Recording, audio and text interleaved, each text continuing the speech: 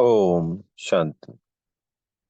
आज 11 अप्रैल 2024 के महावाक्यों में प्यारे मीठे बाप दादा ने कहा, मीठे बच्चे, यह बना बनाया नाटक है। इस नाटक से एक भी आत्मा छूट नहीं सकती। मोक्ष किसी को मिल नहीं सकता। प्रश्न है, ऊंचे ते ऊंचा पतित पावन बाप भोलानाथ कैसे है? उत्तर है, तुम बच्चे उन्हें चावल मुट्ठी दे महल ले लेते हो, इसलिए ही बाप को भोलानाथ कहा जाता है। तुम कहते हो शिव बाबा हमारा बेटा है।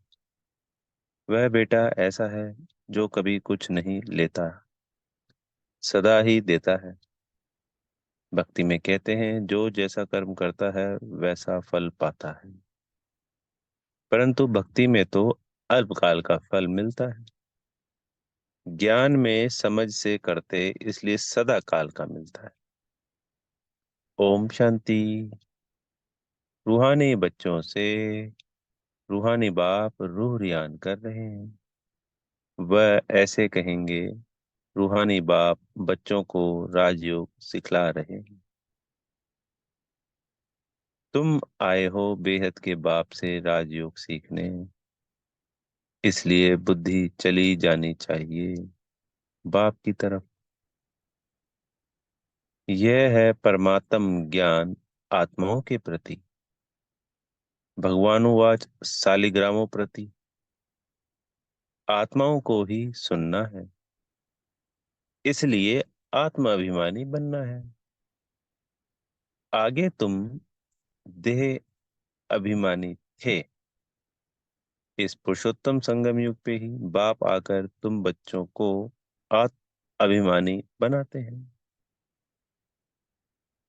आत्म अभिमानी और देह अभिमानी का फर्क तुम समझ गए हो। बाप ने ही समझाया है, आत्मा ही शरीर से पाठ बजाती है। पढ़ती आत्मा है, शरीर नहीं। क्योंकि हम सबको क्या पता है अब, चैतन्य शक्ति कौन है? आत्मा है, जिसके अंदर जान होती है। ये जो शरीर है जिसको हम पहले समझते थे कि सब कुछ ये करता है, पर आत्मा इससे करवाती है, क्योंकि ये तो जड़ है। परंतु देह अभिमान होने के कारण समझते हैं फलाना पढ़ाते हैं। तुम बच्चों को तो जो पढ़ाने वाला है वह है निराकार। उनका नाम है शिव। शिव बाबा को अपना शरीर नहीं होता, और सब कहेंगे मेरा शरीर। यह किसने कहा? आत्मा ने कहा, यह मेरा शरीर है। बाकी यह सब है जिस्मानी पढ़ाइयाँ, अनेक प्रकार की उसमें सब्जेक्ट होती है। बीए आदि कितने नाम हैं, इसमें एक ही नाम है। पढ़ाई भी एक ही पढ़ाते हैं, एक ही बाप आकर पढ़ाते हैं। तो बाप को ही याद करना पड़े। हमको बेहद का बाप पढ़ाते हैं। उनका नाम क्या है? उनका नाम है शिव। ऐसे नहीं कि नाम रूप से न्यारा है। मनुष्यों का नाम शरीर पर पड़ता है, कहेंगे फलाने का यह शरीर है। वैसे शिव बाबा का नाम नहीं, मनुष्यों के नाम शरीर पर है। एक ही निराकार बाप है जिसका नाम है शिव। जब पढ़ाने आते हैं तो भी नाम शिव ही है।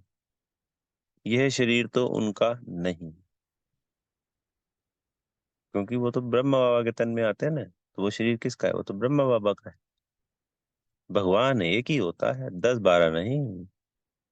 वह है ही एक। फिर मनुष्य उनको 24 अवतार कहते हैं। बाप कहते हैं मुझे बहुत भटकाया है। परमात्मा को ठिक्कर भीतर सब में कह दिया है। जैसे भक्ति मार्ग में खुद भटके हैं, वैसे मुझे भी भटकाया है। ड्रामानुसार उनके बात करने का ढंग कितना शीतल है। समझाते हैं मेरे ऊपर सबने कितना अपकार किया है। मेरी कितनी गलानी की है। मनुष्य कहते हैं, हम निष्काम सेवा करते हैं। बाप कहते हैं, मेरे सिवाय कोई निष्काम सेवा कर नहीं सकता। जो करता है उनको फल जरूर मिलता है। अभी तुमको फल मिल रहा। गायन है कि भक्ति का फल भगवान देंगे, क्योंकि भगवान है ज्ञान का सागर। भक्ति में आधा कल्प तुम कर्म कांड करते आए हो। अब यह ज्ञान है पढ़ाई। पढ़ाई मिलती है एक बार और एक ही बाप से। बाप पुरुषोत्तम संगम युग पर एक ही बार आकर तुमको पुरुषोत्तम बनाकर जाते हैं। यह है ज्ञान और वह है भक्ति। आधा कल्प तुम भक्ति करते थे। अब जो भक्ति नहीं करते हैं उनको वहम पड़ता है कि पता नहीं। भक्ति नहीं की तब फलाना मर गया, बीमार हो गया। परंतु ऐसे है नहीं। बाप कहते हैं, बच्चे तुम पुकारते आए हो कि आप आकर पतितों को पावन बनाए, सबकी सद्गति करो। तो अब मैं आया हूँ। भक्ति अलग है, ज्ञान अलग है। भक्ति से आधा कल्प होती है रात। ज्ञान से आधा कल्प के लिए होता है दिन। राम राज्य और रावण राज्य दोनों बेहद है। दोनों का टाइम बराबर है। इस समय भोगी होने कारण दुनिया की वृद्धि जास्ती होती, आयु भी कम होती है। वृद्धि जास्ती ना हो उसके लिए फिर प्रबंध रचते हैं। तुम बच्चे जानते हो, इतनी बड़ी दुनिया को कम करना तो बाप का ही काम है। बाप आते ही हैं कम करने। तो आज इस संसार की आबादी लगभग 8 अरब है। और सतयुग की शुरुआत में कितनी रह जाती है, हम सबको पता है, 9 लाख। तो कम होगी ना दुनिया। पुकारते भी हैं, बाबा आकर अधर्म विनाश करो, अर्थात सृष्टि को कम करो। दुनिया तो जानती ही नहीं है कि बाप कितना कम कर देते हैं। थोड़े मनुष्य रह जाते हैं, बाकी सब आत्माएं अपने घर चली जाती हैं। तो ये सारे के सारे इस ड्रामा में जो 8 अरब आत्माएं हैं, कहाँ चली जाएंगी? अपने घर, परम धाम बाबा के संग। फिर नंबरवार पार्ट बजाने आती हैं। नाटक में जितना पार्ट देरी से होता है वह घर से भी देरी से आते हैं। अपना धंधा आदि पूरा कर बाद में जाते हैं। नाटक वाले भी अपना धंधा करते हैं, फिर समय पर नाटक में आ जाते हैं पार्ट बजाने। तुम्हारा भी ऐसे ही है। पिछाड़ी में जिनका पार्ट है वह पिछाड़ी में आते हैं। जो पहले पहले शुरू के पार्टधारी हैं वह सत्युग आदि में आते हैं। पिछाड़ी वाले देखो तो अभी आते ही रहते हैं। टाल टालियां पिछाड़ी तक आती रहती हैं। इस समय तुम बच्चों को ज्ञान की बातें समझाई जाती और सवेरे याद में बैठते हो। वह है ड्रिल।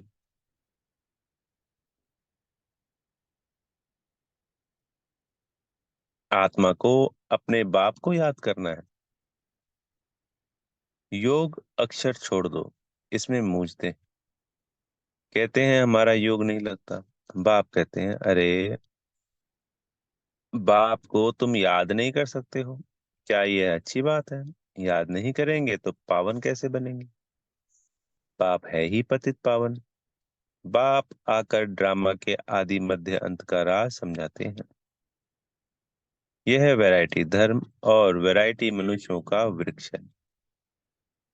सारे सृष्टि के जो भी मनुष्य मात्र हैं सब पारधारी। कितने ढेर मनुष्य हैं, हिसाब निकालते हैं। एक वर्ष में इतने करोड़ पैदा हो जाएंगे। फिर इतनी जगह है ही कहाँ। तब बाप कहते हैं, मैं आता हूँ लिमिटेड नंबर करने। जब सभी आत्माएं ऊपर से आ जाती हैं, हमारा घर खाली हो जाता है। बाकी जो बचत है वह भी आ जाती है। झाड़ कभी सूखता नहीं है, चलता आता है। पिछाड़ी में जब वहां कोई रहता नहीं है, फिर सभी जाएंगे। तो परम धाम में जितनी भी आत्माएं रहती हैं, जब सभी अपना पार्ट निभाने इस धरा पे आ जाती हैं, तो फिर बाबा अपने संग वापस लेके जाते हैं। नई दुनिया में कितने थोड़े थे, अब कितने ढेर हैं। मन शरीर तो सबका बदलता जाता है। वह भी जन्म वही लेंगे जो कल्प कल्प लेते हैं। यह वर्ल्ड ड्रामा कैसे चलता है, सिवाय बाप के कोई समझा ना सके। बच्चों में भी नंबरवार पुरुषार्थ अनुसार समझते हैं। बेहद का नाटक कितना बड़ा है, कितनी समझने की बात है। बेहद का बाप तो ज्ञान का सागर है, बाकी तो सब लिमिटेड है। वेद शास्त्र आदि कुछ बनाते हैं, जास्ती तो कुछ बनेगा नहीं। तुम लिखते जाओ, शुरू से लेकर तो कितनी लंबी चौड़ी गीता बन जाए।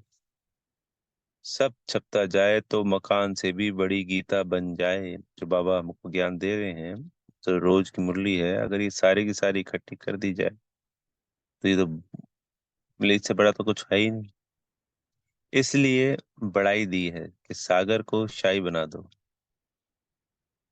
पेड़ों को कलम बना दो, पृथ्वी को कागज बना दो। तब भी महिमा लिखी जाए तो पूरी ना हो पाए।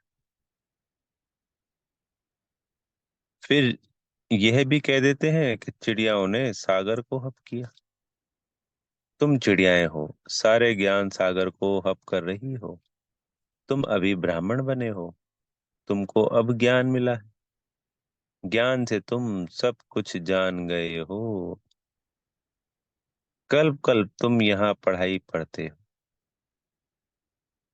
उसमें कुछ कम जास्ती नहीं होना है।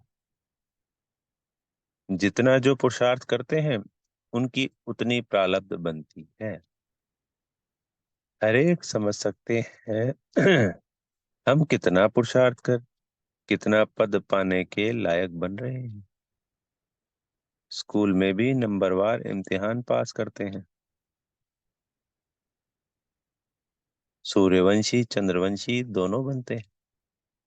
जो नापास होते हैं वह चंद्रवंशी बनते हैं। कोई जानते नहीं कि राम को बाण क्यों दिया है। मारामारी की हिस्ट्री बना दी है। इस समय है ही मारामारी। तुम जानते हो, जो जैसा कर्म करते हैं उनको ऐसा फल मिलता है। जैसे कोई हॉस्पिटल बनाते हैं, तो दूसरे जन्म में उनकी आयु बड़ी और तंदुरुस्त होंगे। कोई धर्मशाला स्कूल बनाते हैं, तो उनको आधा कल्प का सुख मिलता है। यहाँ बच्चे जब आते हैं तो बाबा पूछते हैं, तुमको कितने बच्चे हैं? तो कहते हैं, 3 लौकिक और एक शिव बाबा। क्योंकि वह वर्षा देता भी है तो लेता भी है, हिसाब है।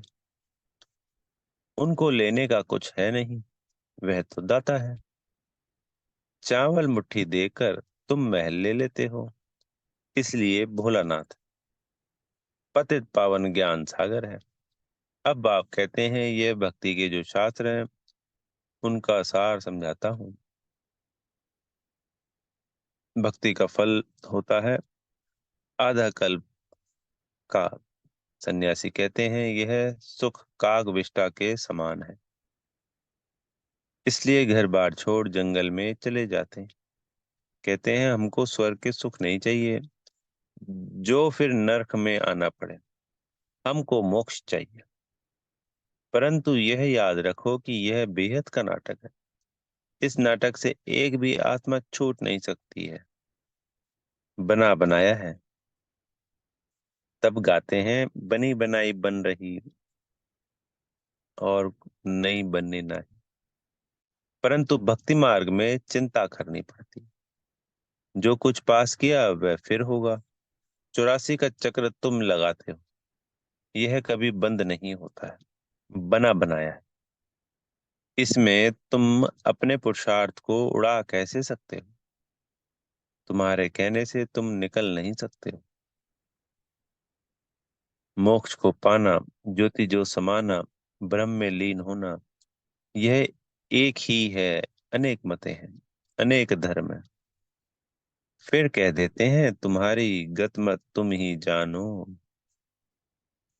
तुम्हारी श्रीमत से सद्गति मिलती है, सो तुम ही जानते हो। तुम जब आओ तब हम भी जाने, और हम भी पावन बने। पढ़ाई पढ़ें और हमारी सद्गति। जब सद्गति हो जाती है तो फिर कोई बुलाते ही नहीं है। इस समय सबके ऊपर दुखों के पहाड़ गिरने हैं। खूने नाहक खेल दिखाते हैं, और गोवर्धन पहाड़ भी दिखाते हैं। उंगली से पहाड़ उठाया, तुम इसका अर्थ जानते हो। तुम थोड़े से बच्चे इस दुखों के पहाड़ को हटाते हो, दुख भी सहन करते हो। तुमको वशीकरण मंत्र सभी को देना है। कहते हैं तुलसीदास चंदन घिसे, तिलक राजाई का तुमको मिलता है अपनी अपनी मेहनत से। तुम राजाई के लिए पढ़ रहे हो। राजयोग जिससे राजाई मिलती है, वह पढ़ाने वाला एक ही बाप है। अब तुम घर में बैठे हो, यह दरबार नहीं। दरबार उसको कहा जाता है जहाँ राजाएं महाराजाएं मिलते हैं। यह पाठशाला है। समझाया जाता है, कोई ब्राह्मणी भिखारी को नहीं ले जा आ सकती। यानी कि जब बाबा का वहां पे मधुबन में होते हैं, तो ये नियम था, कायदा था कि कोई भी बच्चा जो ज्ञान में चलता है, तो पवित्रता की धारणा 1 साल तक करने के बाद ही बाबा के पास लेके जाएंगे। तो बाबा ये कह रहे हैं कि कोई भी ब्राह्मणी ये ना हो कि किसी पतित को, विकारी को वहां ले आए। पतित वायुमंडल को खराब करेंगे, इसलिए अलाउ नहीं करते। जब पवित्र बने तब अलाउ किया जाए। अभी कोई कोई को अलाउ करना पड़ता है। अगर यहाँ से जाकर पतित बने तो धारणा नहीं होगी। यह हुआ अपने आप को श्रापित करना। विकार है ही रावण की मत।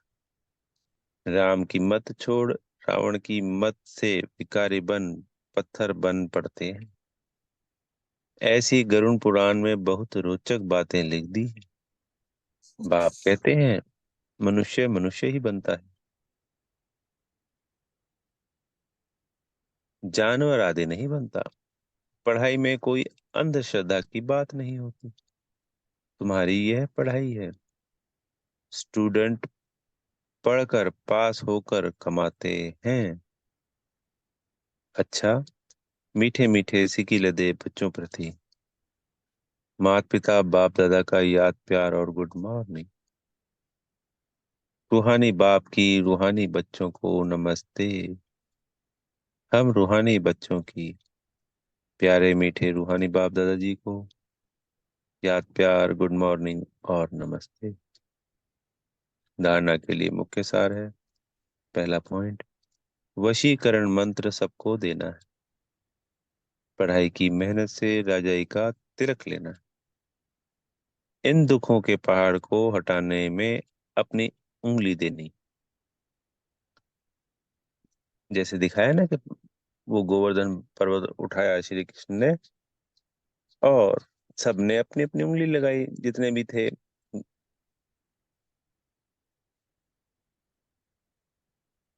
ऐसे ही परमात्मा इस संसार रूपी पहाड़ को हटाते हैं, सबको दुखों से मुक्त कराते हैं, और हम बच्चों की उंगली लगवाते हैं, जिससे हमारी प्रारब्ध बनती है अगले की जन्म। करते सब कुछ बाबा ही है, हम सिर्फ सहयोगी मात्र है। सहयोग का भी बाबा कितना बड़ा फल देते हैं, क्योंकि डायरेक्ट परमात्मा दे रहा है। दूसरा पॉइंट है, संगम युग पर पुरुषोत्तम बनने का पुरुषार्थ करना है, पाप को याद करने की ड्रिल करनी है। बाकी योग योग कह मूंझना नहीं है। आज सदगुरु जी से वरदान मिल रहा है, स्वयं में समाएंगे। सेवा में विघ्नों को उन्नति की सीढ़ी समझ, आगे बढ़ने वाले निर्विघ्न सच्चे सेवाधारी भाव। सेवा ब्राह्मण जीवन को सदा निर्विघ्न बनाने का साधन भी है, और फिर सेवा में ही विघ्नों का पेपर भी ज्यादा आता है। निर्विघ्न सेवाधारी को सच्चा सेवाधारी कहा जाता है। विघ्न आना यह भी ड्रामा में नूंद है, आने ही है और आते ही रहेंगे, क्योंकि यह विघ्न व पेपर अनुभवी बनाते हैं। इनको विघ्न ना समझ, अनुभव की उन्नति हो रही है। इस भाव से देखो तो उन्नति की सीढ़ी अनुभव होगी, और आगे बढ़ते रहेंगे। स्लोगन है, विघ्न रूप नहीं, विघ्न विनाशक बनो। ओम शांति। बेहद का शुक्रिया प्यारे मीठे बाबा का।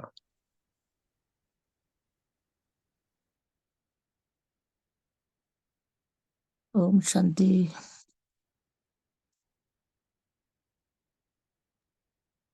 ओम शांति।